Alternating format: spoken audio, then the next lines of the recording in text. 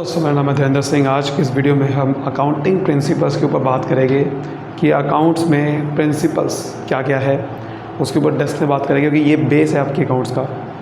और इस वीडियो में हम सारे अकाउंटिंग प्रिंसिपल्स को बहुत ही डिटेल में समझने वाले हैं। बस आपको इस वीडियो को ढंग से देखना है, ठीक है। देखिए, अकाउंटिंग जो प्रिंसिपल्स है ना, बेसिकली वैसे तो बहुत सारी बुक में बहुत सारे प्रिंसिपल्स हैं, अलग अलग तरीके से दे रखे हैं।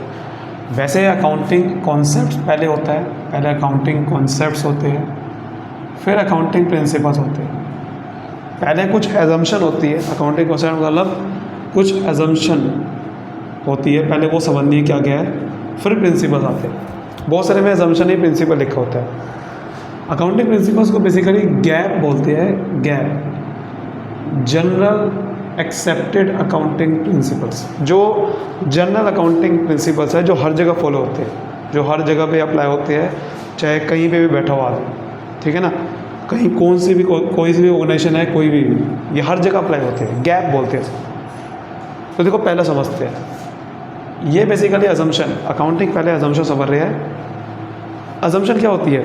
कोई ऐसी चीज़ जो झूठ है बट उसे मुझे सच मान के अकाउंटिंग करनी पड़ेगी। कोई भी काम को करने के लिए अजम्पशन लेके चलनी पड़ती है। तो अकाउंटिंग करने के लिए भी कुछ अजम्पशन लेके चलनी पड़ती है कि कोई चीज़ सच नहीं है बट उसे सच मानना पड़ेगा, और सच मान के हमें आगे चीज़ें करनी पड़ेंगी। अकाउंटिंग करने के लिए कुछ अजम्पशन लेके चलनी पड़ती है। जैसे पहला है going concern concept. Going concern concept, going concern concept क्या कहता है? नाम से आपको समझ में आ रहा है, गोइंग कंसर्न मतलब चलता रहेगा। क्या चलता रहेगा? बिजनेस। हम ये मान के चलते हैं कि जब हम कोई बिज़नेस स्टार्ट करते हैं तो हम अपना जो आउटलुक है, अपना जो नज़रिया है बिज़नेस को देखने का, वो ये देख के चलते हैं कि हम बिज़नेस स्टार्ट कर रहे हैं तो चलता रहेगा, हम चलता रहेगा, बिज़नेस कभी बंद नहीं करेंगे। हम बिज़नेस कर रहे हैं स्टार्ट तो कभी ये सोच नहीं करेंगे कि 1 साल में बंद कर देंगे, 2 साल में कर देंगे। हम ये मान के चलते हैं कि हम बिज़नेस अगर बंदे ने स्टार्ट किया तो लंबे समय के लिए कराया, मतलब कोई इसका इरादा नहीं है बंद करने का। तो business will continue for indefinite period of time, मतलब उसका कोई ऐसा इरादा नहीं है कि कब बंद करेगा। बिज़नेस लंबे समय तक चलता रहेगा, उसको बोलते हैं गोइंग कंसर्न कॉन्सेप्ट। क्योंकि इससे फ़ायदा बहुत बड़ा होता है। इससे फ़ायदा सबसे बड़ा ये होता है कि हम अकाउंट में एसेट्स को क्लासीफाई कर देते हैं कि एसेट्स हमारे 2 तरीके के होते हैं, करंट, नॉन करंट। करंट जो 1 साल के अंदर कैश में कन्वर्ट हो जाते हैं, नॉन करंट जो 1 साल के बाद होते हैं। अब 1 साल के बाद वाला एसेट को क्लासीफाई तभी करा ना मैंने जब 1 साल तक हमारा बिज़नेस चलेगा, या हमने अगर सोच लिया कि 1 साल में ही बिज़नेस बंद कर देंगे तो नॉन करंट एसेट आएगा भी नहीं। ऐसी करंट लायबिलिटी भी, एसेट लायबिलिटी भी 2 तरीके की होती है, करंट, नॉन करंट। तो नॉन करंट तो हम क्लासीफाई तभी कर रहे हैं ना जब हम ये मान के चल रहे हैं कि बिज़नेस 1 साल के बाद भी चलता रहेगा। तो ये अजम्पशन लेके चलती है, इसको बोलते हैं गोइंग कंसर्न कॉन्सेप्ट। बुझा गई बात कि बिज़नेस लंबे समय तक चलता रहेगा, हमारा कोई इरादा नहीं है बंद करने का। दूसरे अजम्पशन, ध्यान रखना बात, ये अजम्पशन है, सच कुछ नहीं है इसमें, ठीक है। एक्यूरल कॉन्सेप्ट, एक्यूरल कॉन्सेप्ट क्या था? ये एक्यूरल अजम्पशन है। एक्यूरल, ये एक्यूरल वर्ड बहुत इंपॉर्टेंट है। एक्यूरल का मतलब क्या होता है? एक्यूरल का कंसेप्ट का मतलब यह है कि हम बिजनेस में सब कुछ रिकॉर्ड करेंगे, चाहे कैश में हो चाहे नॉन कैश में हो, हम इससे मतलब नहीं। Cash and non cash transaction,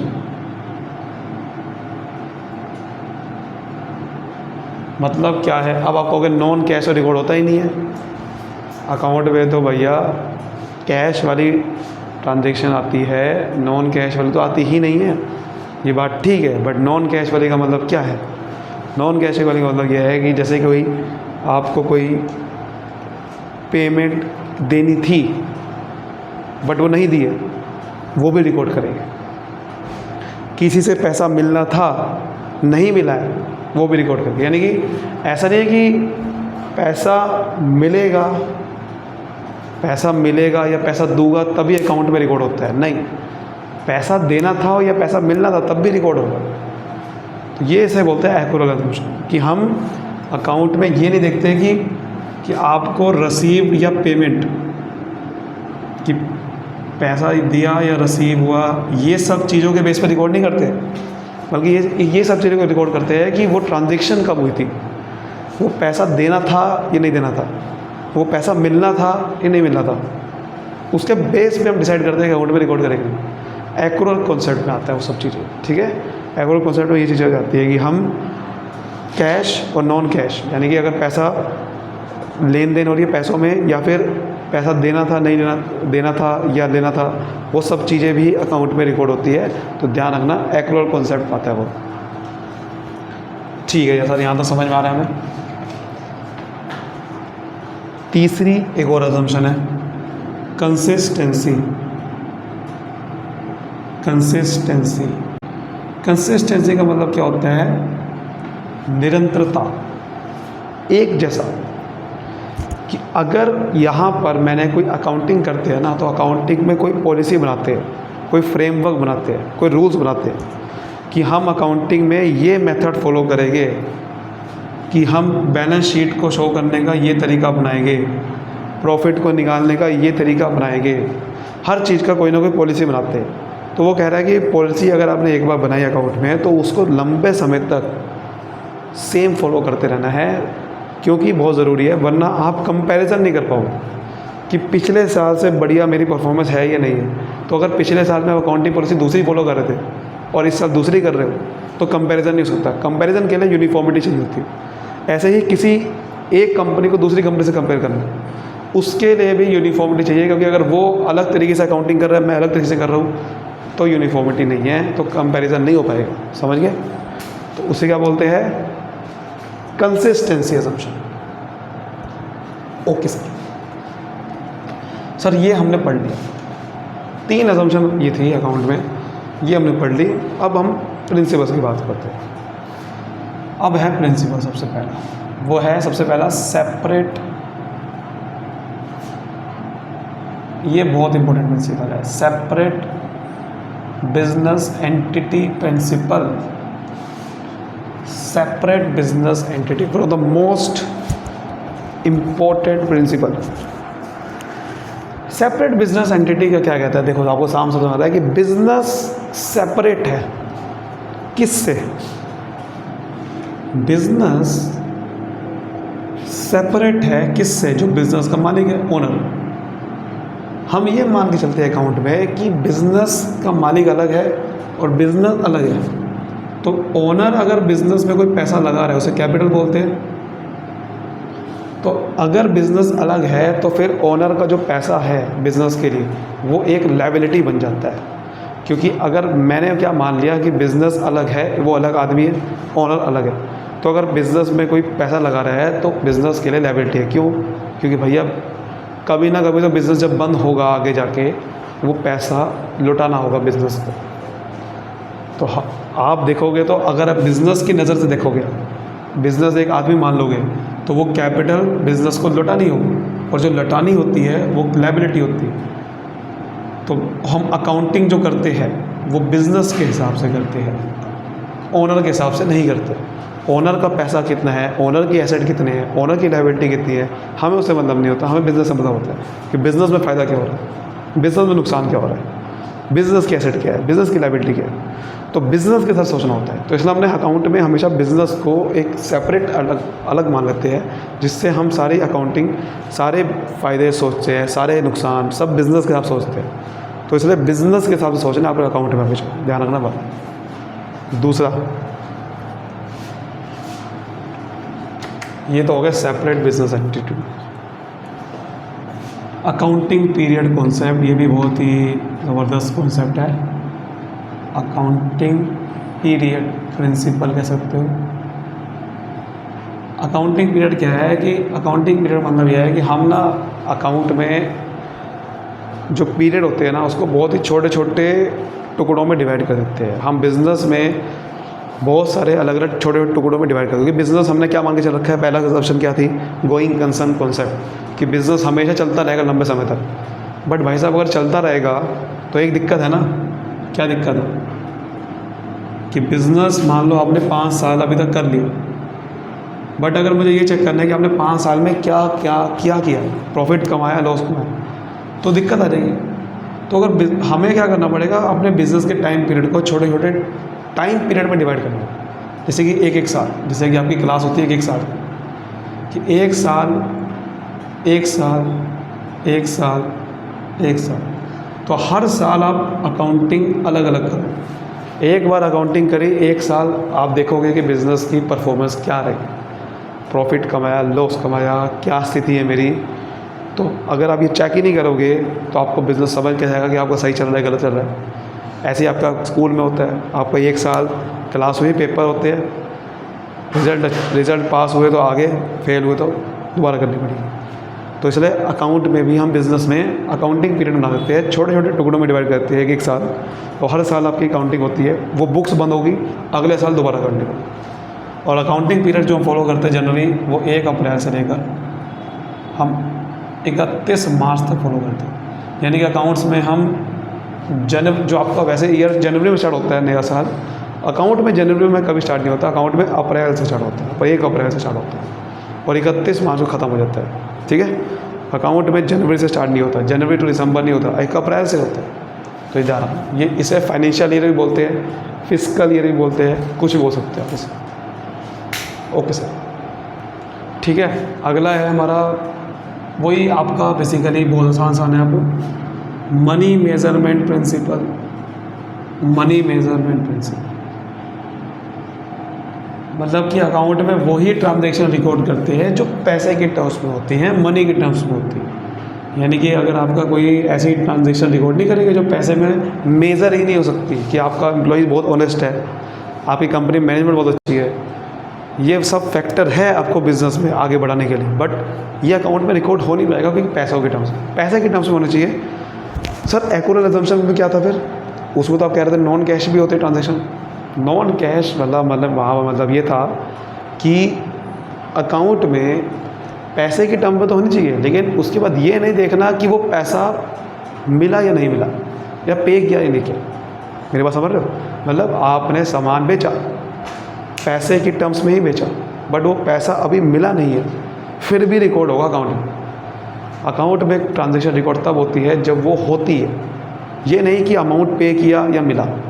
आपने अगर 1 जनवरी को सामान बेचा तो 1 जनवरी को सामान बेचने 1 जनवरी को ही ट्रांजैक्शन रिकॉर्ड होगी, ये नहीं देखा जाएगा कि उस डेट पे पैसा मिला या नहीं मिला। मेरे बात समझ रहे हो? तो पैसे की टर्म्स में होनी चाहिए, बट वो पैसा मिला या पे किया वो नहीं देखा जाएगा, वो सेपरेट इशू है, लेकिन पैसे की टर्म में जरूर। ऑब्वियस ही बात है सर, समझ आ रहा है बहुत अच्छे से। सर उसके बाद क्या है, उसके बाद देखो ये है मैटेरियलिटी प्रिंसिपल। मैटेरियलिटी का मतलब है कि अकाउंट में सिर्फ मटेरियल यानी कि इम्पोर्टेंट ट्रांजैक्शन ही रिकॉर्ड करनी है, फालतू की रिकॉर्ड नहीं करनी मेरे भाई, इम्पोर्टेंट ट्रांजैक्शन रिकॉर्ड करनी है।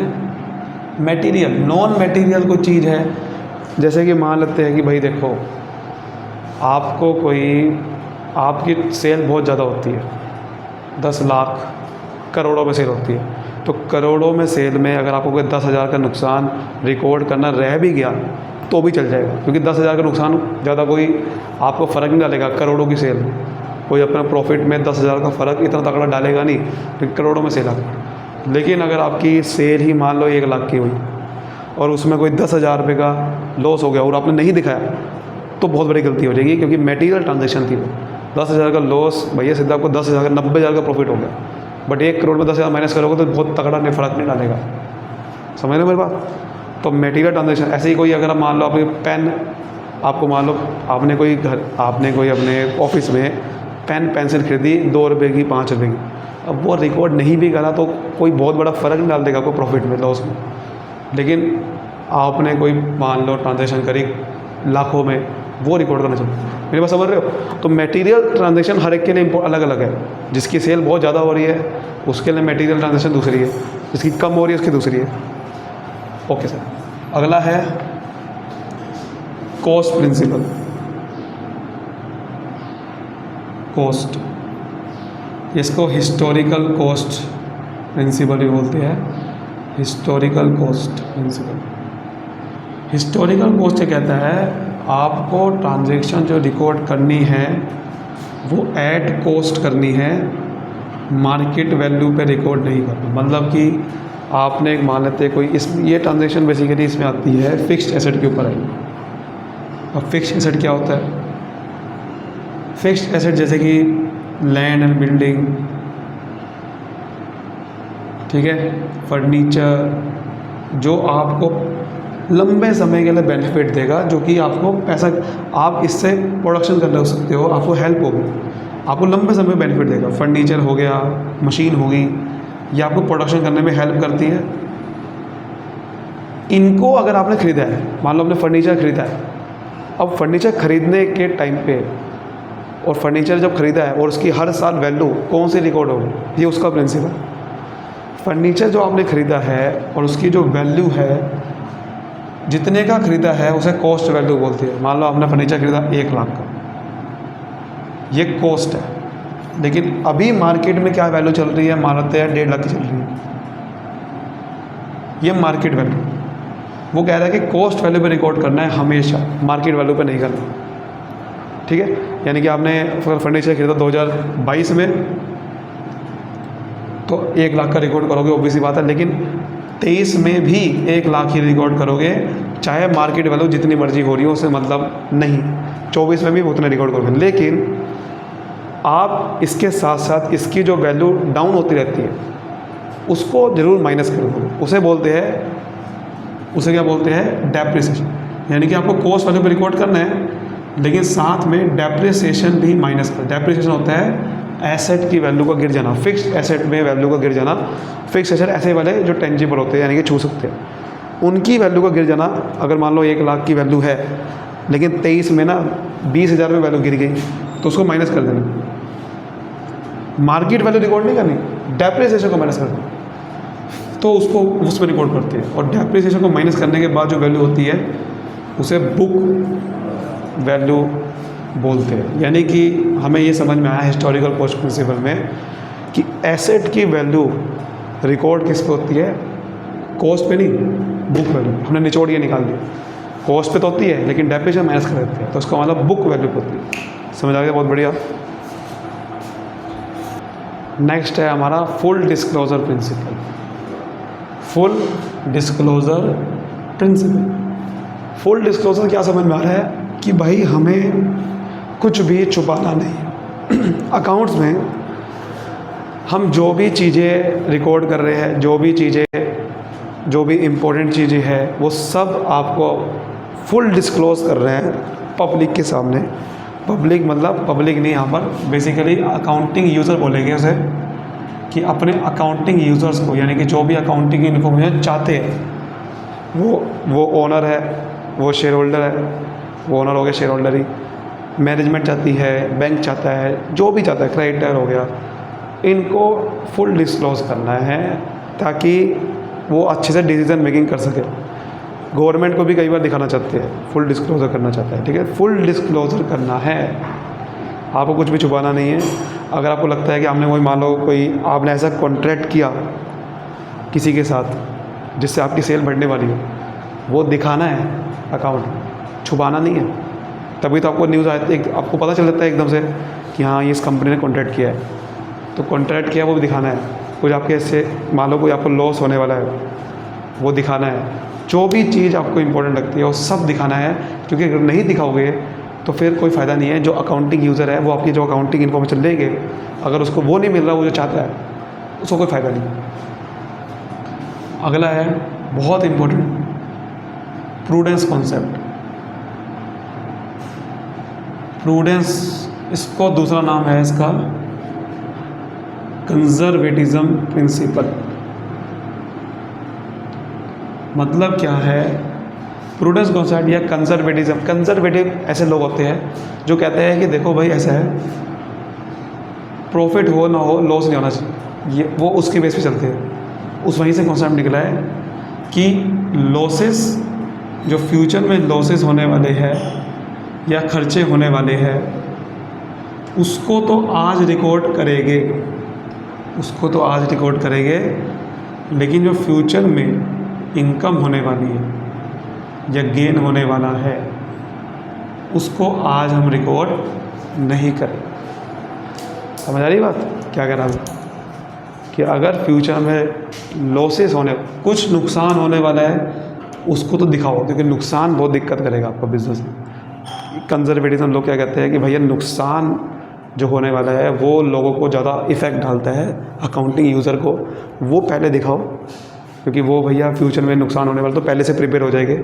लेकिन फ़ायदा होने वाला है वो ना दिखाओ, क्योंकि फ़ायदा पता नहीं। फ़ायदा तो भैया आपको अकाउंट में गलत ही आपका दिखा सकता है, क्योंकि अगर आप फ़ायदा दिखा दिया तो प्रॉफिट फिर आप बढ़ा चढ़ा के दिखा दोगे।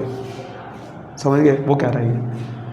इससे एक कॉन्सेप्ट निकला था यहाँ से क्लोजिंग स्टॉक का, वो भी आपको समझना जरूरी है। क्लोजिंग स्टॉक होता है साल के एंड पर, साल के एंड में स्टॉक कितना बड़ा है, उसके ऊपर डिबेट हुई थी कि क्लोजिंग स्टॉक पर क्लोजिंग स्टॉक कौन सी वैल्यू पर रिकॉर्ड होना चाहिए, तो कॉस्ट पे होना चाहिए या मार्केट वैल्यू पे होना चाहिए, इसके ऊपर डिबेट हुई।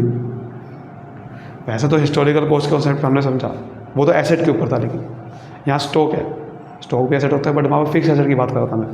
स्टॉक फिक्स एसेट नहीं होता, करंट एसेट होता है। कॉस्ट पे होना चाहिए, अब अगर कॉस्ट पे होना चाहिए नहीं, मान लेते हैं कि कॉस्ट है 50,000 रुपये, मार्केट वैल्यू लेकिन होगी 30,000 रुपये।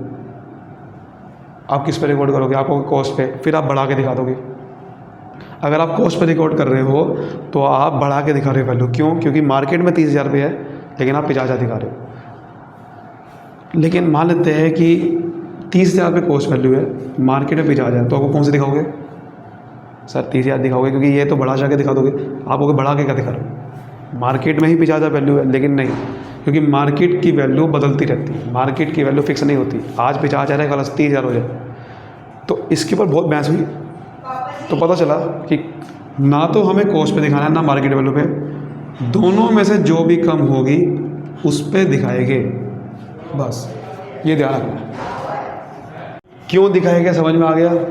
इसलिए दिखाएंगे क्योंकि हम चाहते हैं कि भैया जो फ्यूचर में फ़ायदा हो सकता है वो ना दिखाओ, नुकसान जो हो सकता है वो पहले दिखाओ। मतलब कि फ़ायदे को इग्नोर करना है, क्योंकि अगर आप मार्केट वैल्यू पे दिखाओगे वो फ़ायदे पे दिखा रहे, क्योंकि मार्केट वैल्यू चेंज हो सकती है और आपकी वैल्यू बढ़ जाएगी, बढ़ा चढ़ा के नहीं दिखानी। या फिर आपको जो फ्यूचर में आपको लगता है कि 50,000 का मतलब हो गया कि 50,000 का भैया आपको आज 30,000 है, कल 50,000 हो जाएगी, मतलब 50,000 है आज, और लेकिन एक्चुअल में 30,000 है, तो 20,000 का प्रॉफिट पे दिखा रहे हो आप, क्योंकि 30,000 का स्टॉक है लेकिन मार्केट में 50,000, तो 20,000 का प्रॉफिट में नहीं दिखानी, क्योंकि प्रॉफिट हुआ नहीं अभी, ये होगा फ्यूचर जब बेचोगे। तो इसलिए कम वैल्यू पे दिखानी है, चाहे ये कम हो चाहे ये कम हो, कम वैल्यू पे दिखानी है। लॉस पे भले ही दिखा दो, प्रॉफिट वैल्यू पे नहीं दिखाना। समझ गए? तो इसलिए ये डिसाइड हुआ। चलिए अब नेक्स्ट प्रिंसिपल की तरफ बढ़ते हैं। अगला कॉन्सेप्ट है हमारा मैचिंग प्रिंसिपल, या सॉरी प्रिंसिपल जो बता रहा था मैं, matching principal. Matching principal basically accrual assumption से निकला हुआ प्रिंसिपल है ये। मैचिंग प्रिंसिपल जो है, एक्यूरल अजम्पशन क्या थी कि भाई हमें ट्रांजेक्शन को रिकॉर्ड तब करना है जब वो हुई है, ये नहीं देखना कि उससे पैसा मिला या पैसा पे किया। नॉन कैश भी हो सकते हैं, यानी कि ऐसी ट्रांजेक्शन भी रिकॉर्ड करनी है जो कि चाहे उधार वाली क्यों ना हो। तो बेसिकली वो मैचिंग प्रिंसिपल में भी आ जाता है। मैचिंग प्रिंसिपल बेसिकली और ये कुछ कहता है बस कि हमें जब प्रॉफिट निकालना है ना, एक साल का जो प्रॉफिट निकालना होता है उसमें सारे उस साल के आपने इनकम लेनी है, सारे इनकम सारे गेंस लेने हैं और माइनस कर देने हैं सारे के सारे खर्चे, ऑल एक्सपेंसेस एंड लॉसेस, तब आपको प्रॉफिट निकालना है। यानी कि को मैच कर देना है, इनकम के साथ खर्चों को भी मैच करना है उसी साल के, अगले साल के नहीं, पिछले साल के नहीं, उस साल में जो भी इनकम के साथ खर्चे हुए उसको मैच कर देना है, यानी कि माइनस कर देना है। और वो खर्चे कैश भी हो सकते हैं, नॉन कैश भी, एक्यूरल अजम्पशन के according.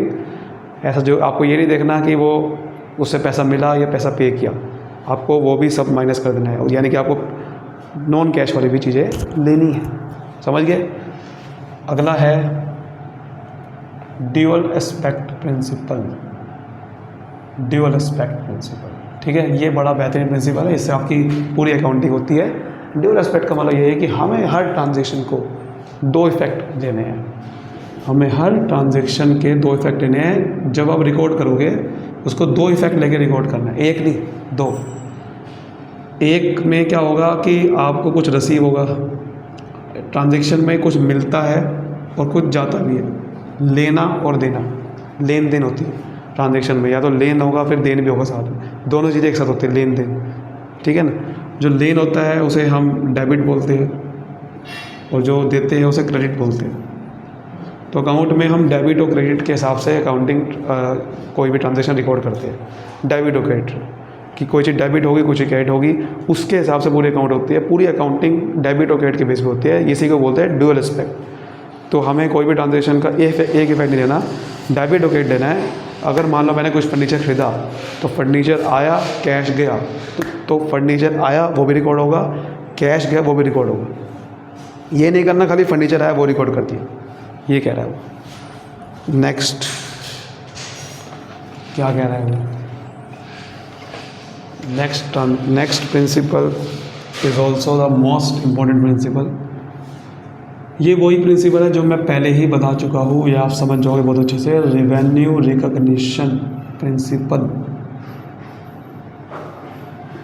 Revenue recognition principle. Revenue यानी कि जो सेल से इनकम हुई, सेल करी जो आपने। रिकॉग्निशन का मतलब कब उसे ट्रांजेक्शन को रिकॉर्ड करना है। आप मुझे खुद बताओ, मैंने क्या बताया आपको भाई? कोई भी ट्रांजेक्शन को कब रिकॉर्ड करना है? जब वो हुई, जब वो हुई। ये नहीं देखना कि जब उसकी पेमेंट मिली या जब उसे पेमेंट उसे दूंगा, क्या देखना है? जब वो हुई।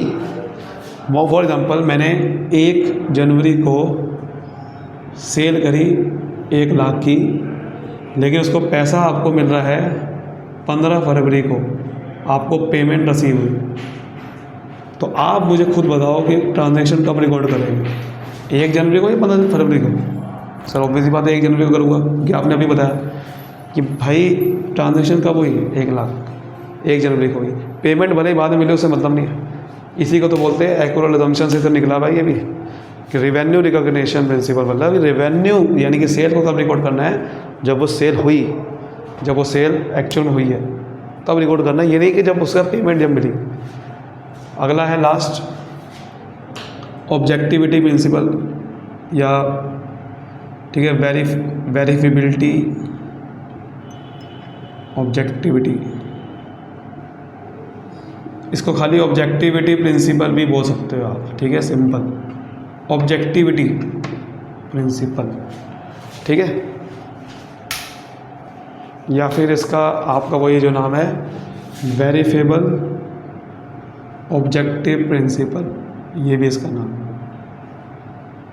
क्या नाम है इसका, क्या कहता है ये प्रिंसिपल? ऑब्जेक्टिविटी का मतलब वैसे एक होता है सब्जेक्टिविटी, एक होता है ऑब्जेक्टिविटी। ऑब्जेक्टिविटी और सब्जेक्टिविटी में क्या डिफरेंस होता है? सब्जेक्टिविटी होता है कि मैं अपने हिसाब से देखता हूँ, या मतलब जिसमें भेदभाव होता है, जिसमें बायस होती है, कि मुझे लग रहा है कि ये होना चाहिए, बाकियों को क्या लग रहा है मुझे नहीं पता, मैं अपने हिसाब से रिकॉर्ड कर रहा हूँ, तो सब्जेक्टिविटी होगा।